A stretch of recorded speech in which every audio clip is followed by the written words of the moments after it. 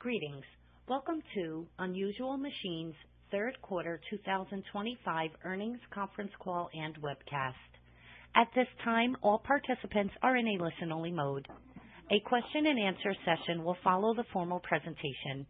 If anyone should require operator assistance during the conference, please press star zero on your telephone keypad. Please note this conference is being recorded. I will now turn the conference over to Christine Petraglia, Investor Relations for Unusual Machines. Thank you, operator. Good afternoon, everyone. With us today on Unusual Machines, CEO Alan Evans and CFO Brian Haas. During this call, management will make forward-looking statements, including statements that address Unusual Machines' expectations regarding the impact from tariffs, our ability to add more employees to our ranks, our factory expansions, our ability to increase our margins and revenues, our ability to achieve aggressive growth, our expectation that the marketplace will change in quarter four of 2025 and 2026, our plan of keeping our cash burn low, our ability to scale our motor and headset manufacturing capabilities, our ability to scale supply chains to meet our customers' needs, receipt of orders from the U.S. Department of War, our ability to continue to grow revenue, the timing of our 2026 inventory and other expenses, revenues, expected GAAP profits, and positive cash flow from operations, and our expectation that the U.S. drone market will continue to explode. Forward-looking statements involve risks and other factors that may cause actual results to differ materially from those statements. For more information about these risks, please refer to the risk factors described in Unusual Machines' most recently filed 10-Q, Form 10-K, and prospectus supplement. Except as required by law, Unusual Machines disclaims any obligation to publicly update or revise any information to reflect events or circumstances that occur after this call. As a reminder, this call is being recorded and a replay will be available on Unusual Machines' website at www.unusualmachines.com. Now, let me hand the call over to our CEO, Alan Evans. Please go ahead, Alan.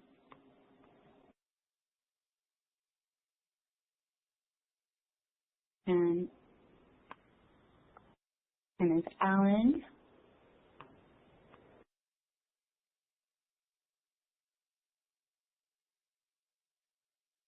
Oh, I'm sorry. I was muted. Thanks, Christine. Sorry, everyone. Yeah. Before we get into the meat of the call, I want to address the format change to this audio-only format. We moved to this channel for our earnings calls because of direct integrations with a lot of investor portals like Bloomberg terminals. This should give all of our investors, especially the ones unable to make the call, faster and easier access to information. As our company keeps evolving, we really do appreciate feedback, and we would love to hear any thoughts that you have, both good or bad, on the new format. So please email us at investors@unusualmachines.com if you have anything to say.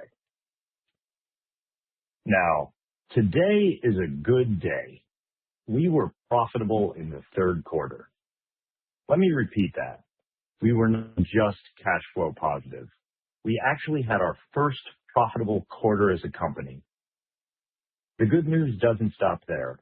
It was the sixth quarter in a row we achieved record revenues.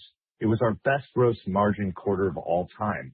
It is the first quarter where more than 50% of our revenue was from enterprise sales, and we already have enterprise purchase orders totaling more than $16 million from a diverse set of customers going forward. We closed the Rotor Lab acquisition. Our motor factory in Orlando is turned on, and we're currently producing American-made motors. We executed our staircase financing strategy and currently have more than $130 million in the bank. Our strategic investments have improved partnerships and yielded financial returns. Finally, our team has grown from 19 people at the start of the quarter to over 60 people today, and we're continuing to scale to meet demand. 18 months ago, we set out with an idea to transform this company from a retail channel into a leader in the onshore production of drone components. The results of this quarter finally show initial results from those seeds we planted and all the hard work we have done. So it is not just a good quarter, but rather it's the first signs of a successful transformation and the beginning of rapid growth for Unusual Machines. This would not be possible without the work our entire team puts in. As we continue to grow, both old and new employees are working hard and bringing incredible energy to the challenges we face. The culture and quality of our workforce make me just very excited for what we can collectively achieve going forward, and the way that we've maintained our culture as we've grown has me very confident our workforce can handle the imminent wave of demand we're starting to face. We've been aggressively growing as the marketplace changes, and I am sure that is what most of you really want to hear about. I'll hand this call off to our CFO, Brian Hoff, to cover our financial results in detail, and once he's finished, we'll talk about the future.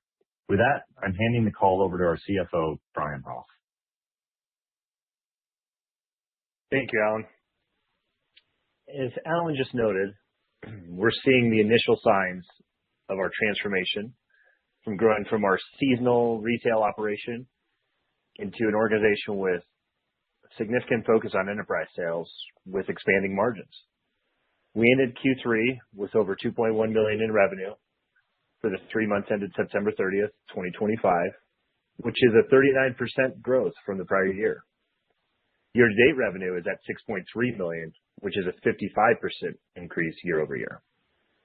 We see the shift from retail to enterprise first through our margin expansion from 28% year-to-date in 2024 to 34% year-to-date in 2025.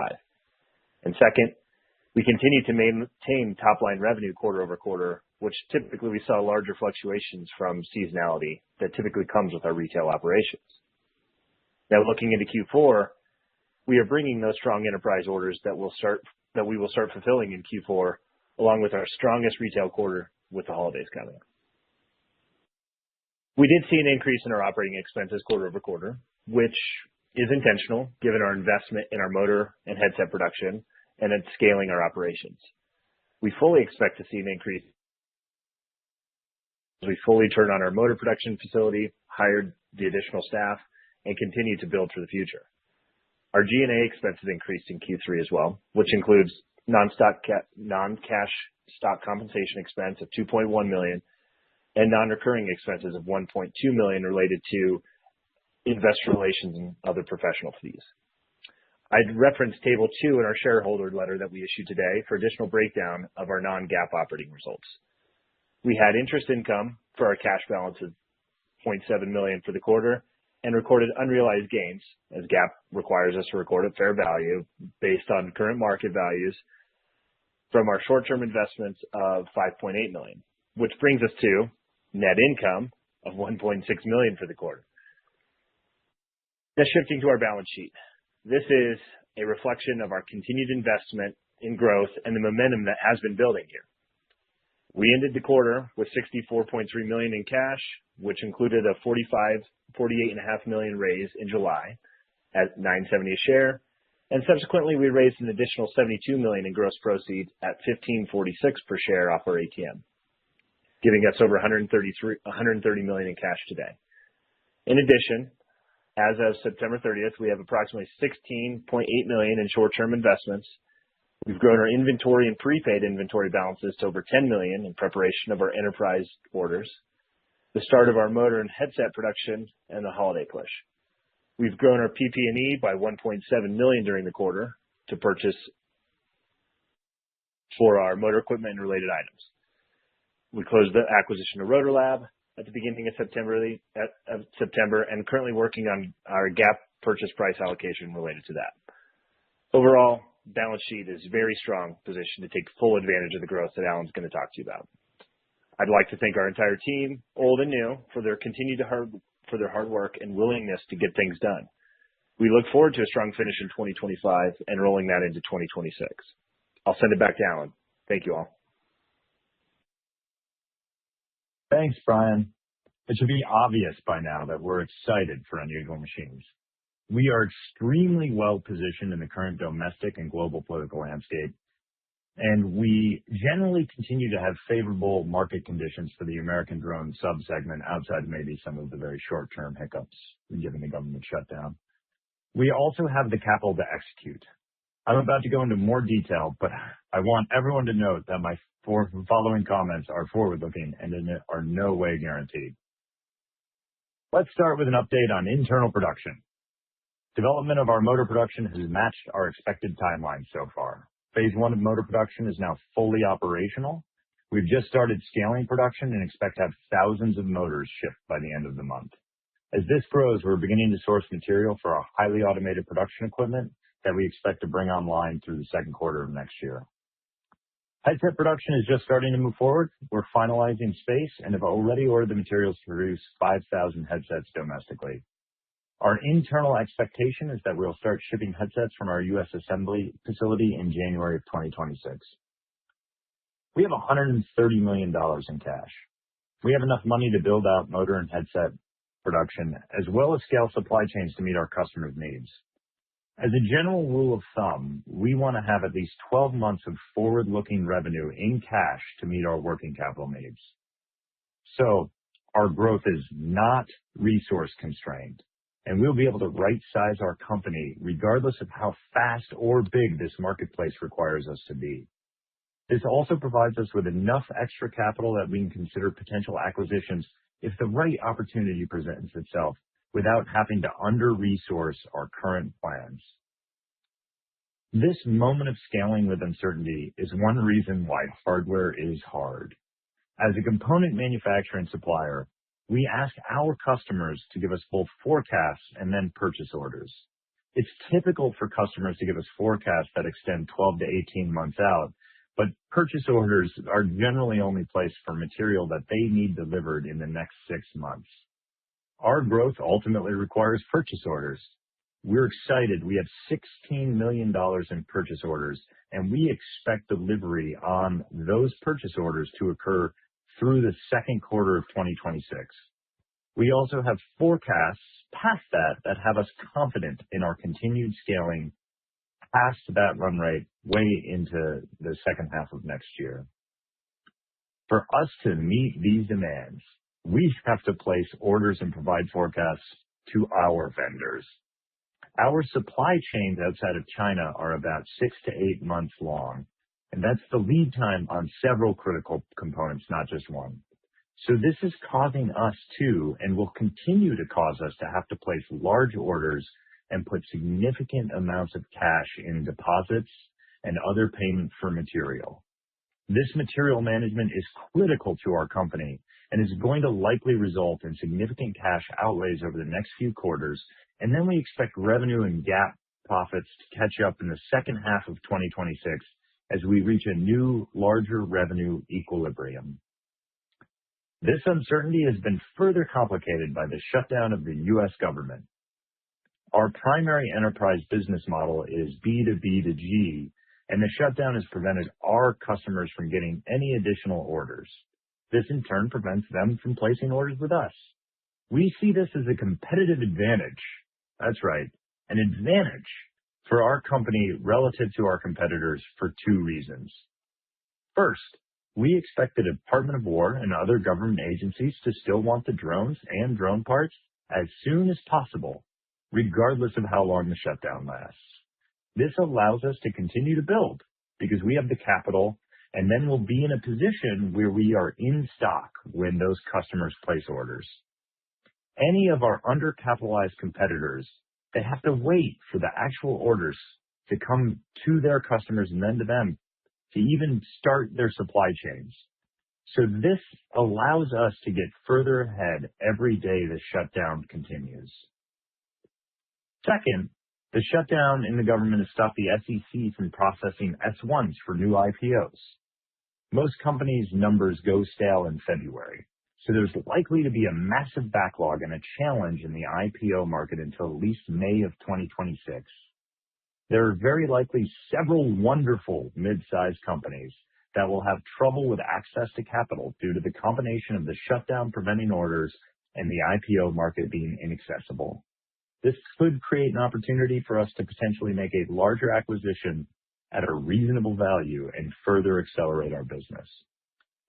Regardless of the shutdown and when it ends, we believe the government demand is going to be very strong through 2026, and we are scaling as quickly as we can to capture as much of the emerging market as we are able to. To summarize, our third quarter was a standout performance in my book. We are well capitalized, growing the team and the facilities, and have started to see government orders materialize for our customers and ultimately for us. Even though we had a profitable quarter, our goal is to sustain positive cash flow, and we expect to need $30 million in annual revenues to get there. I believe this will happen in the latter half of 2026. Unusual Machines is at the corner where we think the market is maturing right now. Our business is capitalized and extremely healthy, and now we are aggressively pursuing growth. The U.S. drone market is about to explode, and we expect to fearlessly seize the opportunity. I want to say thank you again to our entire staff and all of our shareholders. And with that, I want to open up the call to questions. Certainly. At this time, we will be conducting a question and answer session. If you would like to ask a question, please press star one on your telephone keypad. A confirmation tone will indicate your line is in the question queue. You may press star two if you would like to remove your question from the queue. For participants using speaker equipment, it may be necessary to pick up your handset before pressing the star keys. One moment, please, while we poll for questions.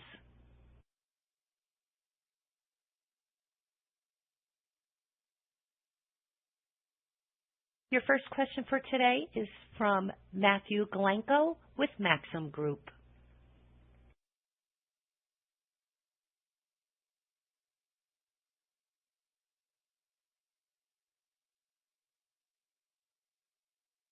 Not sure if you're muted, Matt.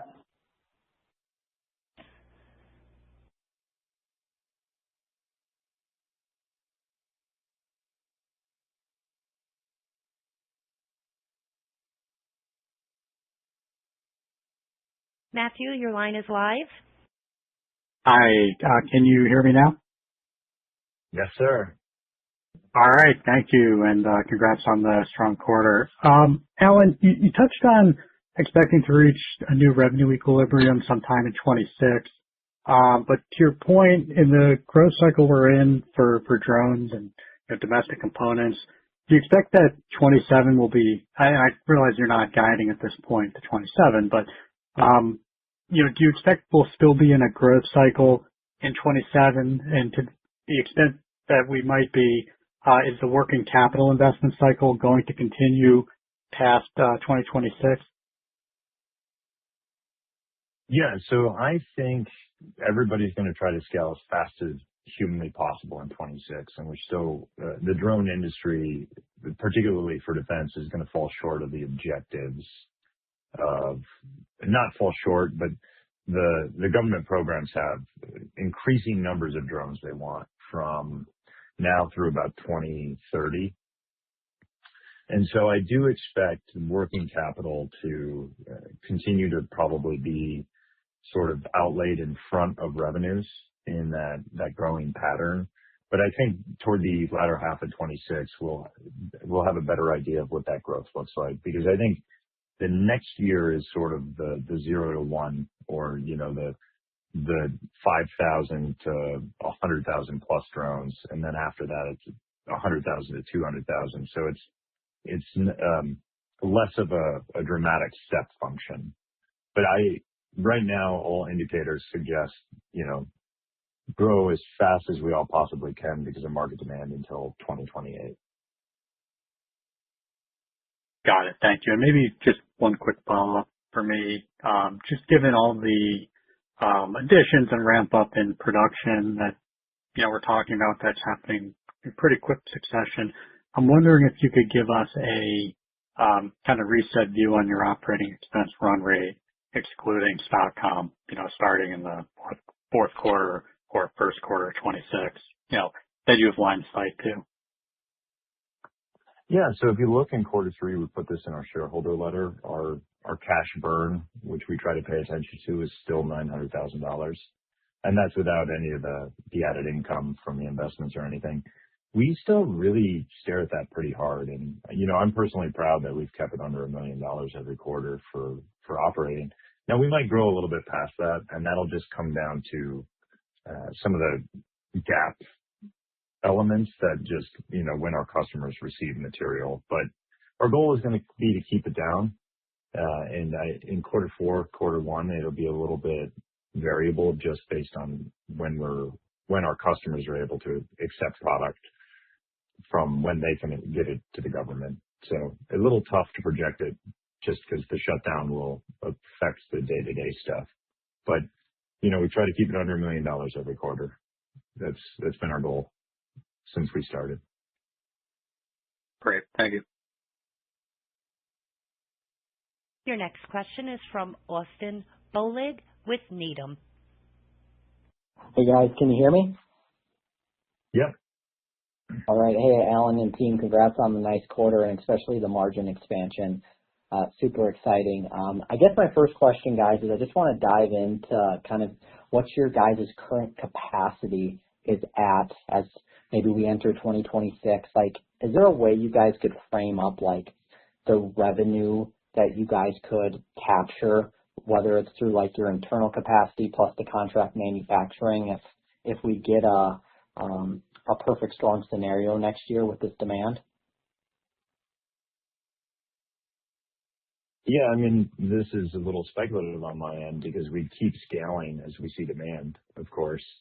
Right now, we said we have $16 million in purchase orders, and you'd expect holidays big for us. So I would say between here and the end of Q2, everything we said suggests we plan without even being optimistic on delivering $20 million worth of stuff. I think if we got $150 million worth of orders, we'd figure out how to get it done. More than that, we'll have to start to add space and equipment, and there's longer lead times on that, on the CapEx. But I think you could see, somewhere in the 100 to 150 range as being the capacity that we're scaling to, and what we already have machines in for and CapEx in for and partnerships for. We'd have to get the orders, if it was Sky Foundry or PBAS or any of these very large programs. If we had indicators before the end of the year, we could bring in CapEx and exceed that. But we'd need those indicators here before the end of the year. And of course, if we had them, we'd share them with everybody. So. Okay. No, perfect. And then I just kind of had a question just on the consumer business. It was down kind of a little bit lower than what expected. Anything specific to kind of call out for that near-term weakness? Yeah, a couple things. The summer tariff weird uncertainty, I think, caused a little consumer hesitation in the marketplace. We weren't focusing on it with the same thing. So I thought we had some shipments early in this quarter that because we had a little bit of out of stock stuff. So we would have been, I think, on par for where we would have expected to be had we not run into a little bit of a stock thing with GAAP rules. And I think you'll see it rebound this holiday. So, you get a little shifting across that time barrier, but my expectation is we'll see us back to normal with consumer in quarter four here. Gotcha. And then my last question is just kind of around this $30 million annual run rate for you guys to reach break even. On a quarterly basis, is it fair then to assume that it's around like 7-8 million, or how should I think about like the quarterly revenues you need to be break even? Yeah, I would think I'd figure 8 million a quarter with the margins that we've been able to move to, and we're there. Okay, awesome. Well, guys, keep up the good work. Thank you so much. Thanks, Austin. Your next question for today is from Josh Sullivan with Jones Trading. Hey, good evening. Congratulations on the quarter as well as the strategy coming together here. Just to actually follow up on that last question, on that 8 million, can we get there on the enterprise mix where it is, or is that assuming the enterprise mix is materially higher? Oh, I think it's going to be on the enterprise mix. So enterprise is going to grow much faster than retail. And, as long as it continues to even show up the way we're there, I feel pretty good about it. Hopefully that answers the question. If it doesn't, ask it again, and I'll try to be better about it. Just followed. Yeah, and then just, you talked a bit about the competitive advantage you guys have, regardless of how long the shutdown lasts, which is great. But Curious, is this just something you see from your vantage point, or do customers see this? Is it helping build your reputation, awards, or even the M&A opportunities that might be out there? You talked a bit about the S1 dynamic. Is this competitive advantage? Does it need to play out, or is it now and people are coming to you? A combination thereof. So, we can finance some inventory. So for our customers that want to be aggressive, we're willing to take a chance with them. And that gives them an advantage right now and us as a parts vendor. But it also builds relationships. And when you're a supplier, relationships are 10 years long. You don't lose spots very often. And so I think it's both a right now advantage in that we can help our customers gain the same advantage on their competitors, even if they aren't as well financed. And in doing that, we're creating very long-term relationships where we're preferred vendors. Got it. And then, the other dynamic is, speed to market. And we talk about this, this big opportunity coming up here. Can you frame, where you guys are relative to the competition and, how you're being successful winning these awards? Yeah, we started earlier. I think we messaged really well, but my understanding, we're the only ones doing thousands of motors right now. Anything we do, when we go place orders into our component supply chain, it's for at least 10,000 units. So when customers come to us and they want 15,000 of the thing, we can deliver. So we really haven't seen any of our competitors do that for value components in the U.S. market. And that puts us way ahead because it gives us the long-term relationships with our suppliers. It means that if somebody needs 500 units for like an LRIP run or something, we have them right away because it doesn't affect our material flow. And then when they scale up, we're a trusted vendor. So we're starting to see the results from work we put in more than a year ago when our first flight controller came out, because we did 10,000 of those out of the gate. And it's really starting to create sort of an avalanche advantage where, even if you go do a design with somebody else, how do you get to 10,000 real fast? Well, you call us. All right. I'll leave it there. Thank you for the time. I appreciate the questions.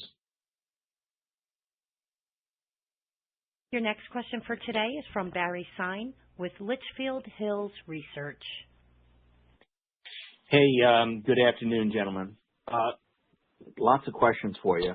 So I want to talk about the outlook for orders. You've talked about the confirmed purchase orders, but that's really a subset, of what's out there and what you're likely to win. So we've seen some of the announced customers. Presumably, there's a lot more wins that you've won on platforms. Can you talk about the part of the iceberg that's under the ocean that we don't see? What is out there that you've won, or you've won a placement on a platform that we don't see, at least size wise? I know you probably can't name the companies. Yeah, so I think there's several different pieces to this. First, there's the government issues our customers often programs and long-term contracts. And there are some things being competed like PBAS, purpose-built attritable systems. And they haven't awarded the final awards for it yet, but we have parts on, I think, every finalist. So that's an example of where we have forecasting if they win, but haven't seen purchase orders yet necessarily. So when you look, and also the purchase orders we get for anybody are really only for the things they want in the next 3 to 6 months. And we're setting up inventory for the forecasts. So I think there's still some uncertainty because the Department of War hasn't finalized contracts and they're still trying to figure it out. But, my expectation is that what we've put out there is at well under 50% of what I expect to see in demand. Where that falls exactly will depend on which ones of our customers win which contests, whether we're a smaller portion or a larger portion of the bill of materials. But I'm very confident in where we're at going forward, and that's why we continue to scale. We know that when the government comes back, those will be awarded, and they'll still want the initial drones for those programs at the same time. And then if we look at your product catalog on the blue list, your hot seller seems to be motors. You seem to be selling a lot of motors. I guess, goggles maybe, second. Where do you see holes in your product line? For example, do you need to have a digital, more digital solutions? And along those lines, I had a good conversation with your new hire, Al Ducharme at Rampage, and he's got a pretty strong background there. So what might we see, product-wise in components and, with his fingerprints on this? Yeah, so product roadmap, we'll start to really flush that out in quarter one. What I would say is right now we're trying to scale for the FPV segment because there's a ton of demand, and we want to focus on that scaling. I would say initially where you'd see adjacencies into other drones even before there's a lot more technology necessary is in the powertrain. So motors plus motor controllers plus batteries is kind of a sweet spot to go look at delivery drones or aerial photography drones or otherwise. And then I think once we have moved to scale, we'll know what customers were successful, and we'll work on technologies that they need. I do think there's some really good other companies that do some of the high value stuff, like Digital Links. There's several companies that do that, Mobilicom, Doodle Labs, etc. And so we're not trying to go compete with other people that are trying to build out the Western drone ecosystem. We're trying to be complementary. And I think once we hit scale and we start to build, the components for our customers that are doing tens of thousands, they'll tell us where to go, and we'll just listen, and we'll get those parts done as quickly as they need them. So my ears perked up when you said the word batteries, because I don't think you make your own batteries today. So that sounds like it might be a potential area of acquisition. Yeah, I would say when we look at powertrain, I think batteries is one of the things that we'd have to look at in the next year and see if we can be part of the solution there. And then on the retail business, as you had a question before, kind of flattish sequential, although 3Q is never historically a big quarter, I don't believe. Couple questions on that. First of all, some of that is actually enterprise, where prospective customers are buying lots of units to try out before they place a large order. So if you have any sense on that. And secondly, the other person I had a good conversation with at Rampage was Nate Kennedy, and he seems to have some ideas on growing that business. And I think I'm happy to see that, because you guys are so focused on enterprise. It's nice to see somebody focusing back on Rotor Riot, which is where what started the company. Yeah, so we see our retail channel as a massive sales funnel, as you mentioned, and it's great. And we realized that as we were being overwhelmed as a small team with the very rapidly scaling demand for enterprise, that we were making some compromises. So we brought in some senior personnel to help be sure that our retail channel is better than ever this holiday and past it. And that's why I think, the hiccup is just that, it's a hiccup. And otherwise, we're really excited about our brands and what we're doing going forward on the retail side, and see it as this just, first, our customers there are awesome. So I'd like to thank every Rotor Riot customer and Thatcher customer and everybody that went to Rampage. I mean, they're just awesome. And, we want to be sure to continue to service that customer base as even better than we did before as we grow. Okay. And Alan, my last question, you made 3 strategic investments during the quarter: SafePro, LightPath, Copen, and we proved that you're a great portfolio manager with the nice gain there. But from a strategic standpoint, could you talk about each of those, briefly? Why did you make that investment? What do you see in them, and when might we see the benefits of those new partnerships show up on your income statement? Yeah. So SafePro was the first one. It was a smaller one. It was done in collaboration with Ondas, and that was done because they're finding landmines, and that helps generate value whether there's conflict or not. I think it's a really great use case, and we just wanted to be sure that if they were using FPV drones, it worked fine. That was probably the most financial, in air quotes, of the investments, in that it's a little further removed from our platforms. So I don't know how much that will drive value for our company in deep strategic relationships, just because we are not building too many cameras that'll be special purpose for that, but we do want to be sure it works. If you look at LightPath, they're doing non-germanium thermal cameras. Pretty much everybody, every enterprise customer wants multispectral or thermal cameras. So, Sam's just across the way in Orlando, like literally 20 minutes away, and has just so much business that investment can put us in a position to do thermal cameras. Camera's a little further down on our roadmap, so we're not there yet, but I think that will start to materialize in collaborative stuff, assuming we execute and we set up our roadmap probably mid to late 2026, and product offerings would be the goal.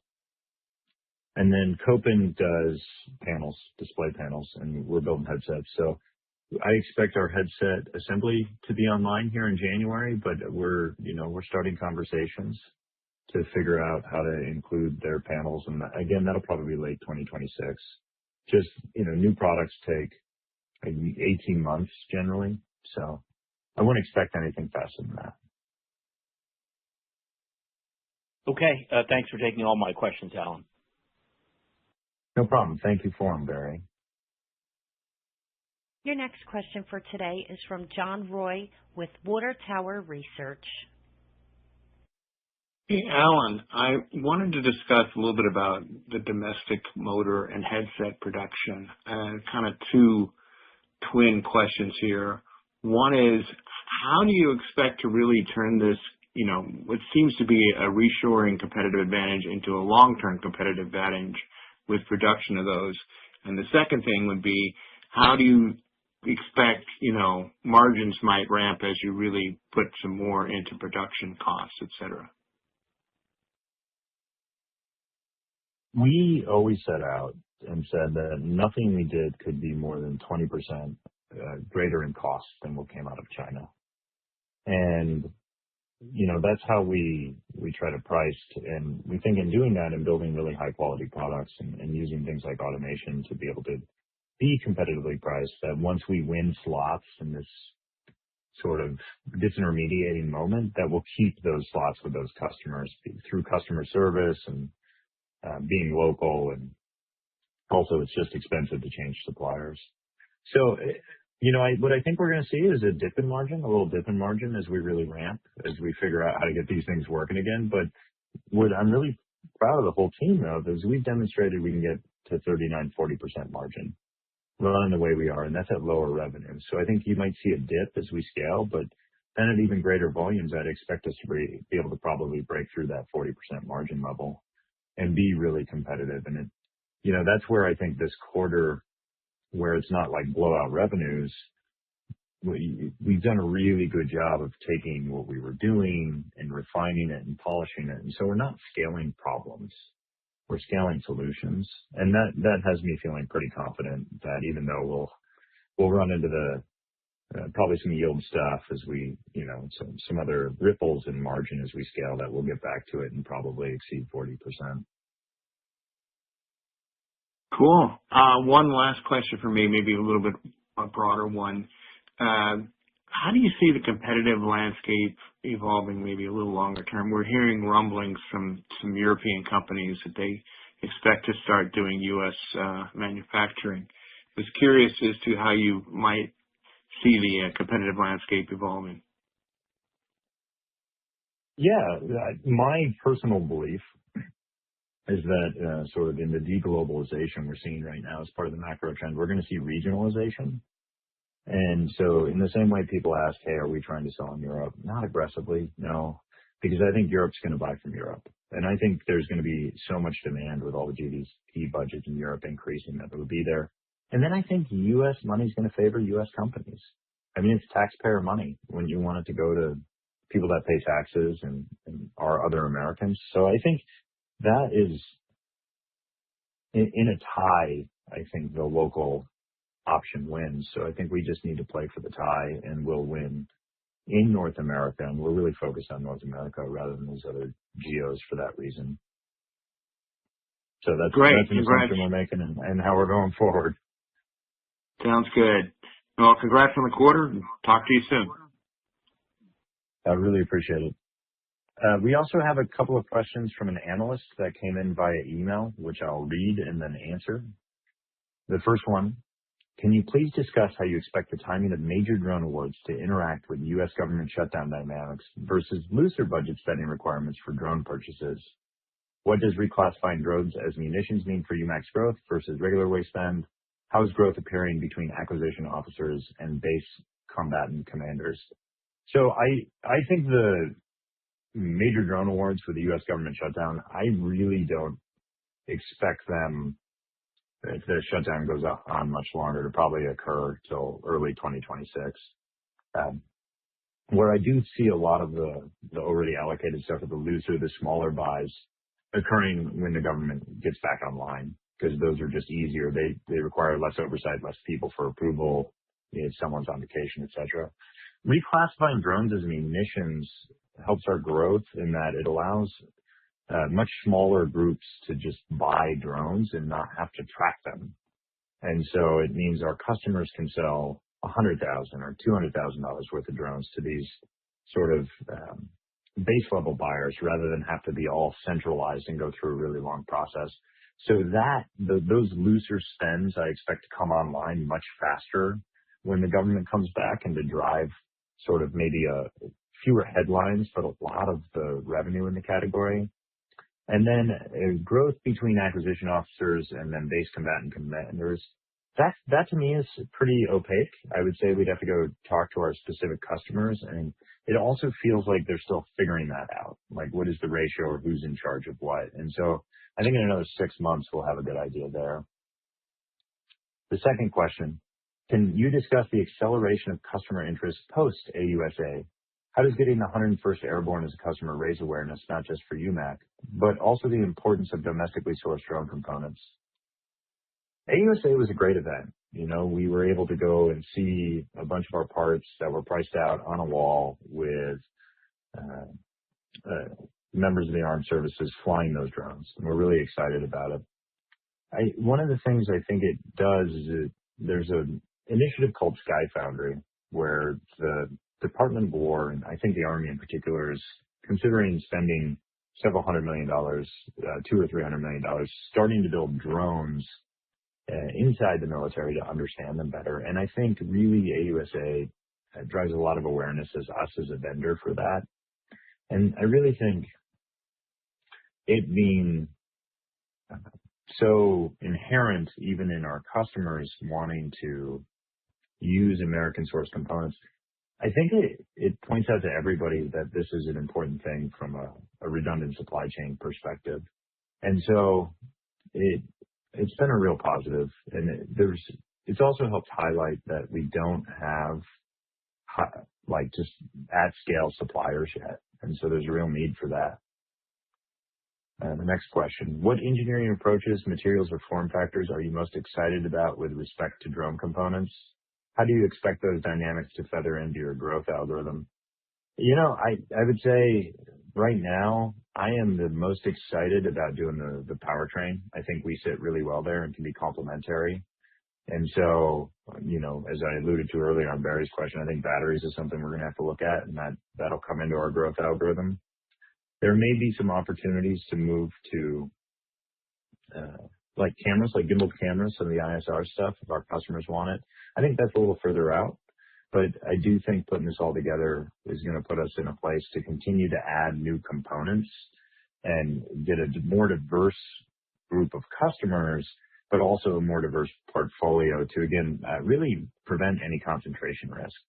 And I think that's what's awesome about where we're already at is we're getting this growth and we don't have customer or product concentration.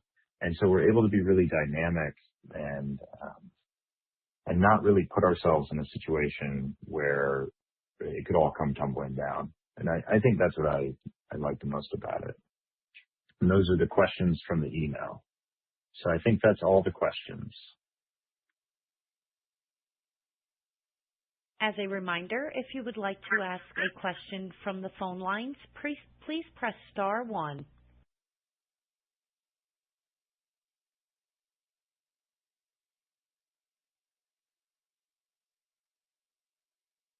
We have reached the end of the question and answer session, and I will now turn the call over to Alan for closing remarks.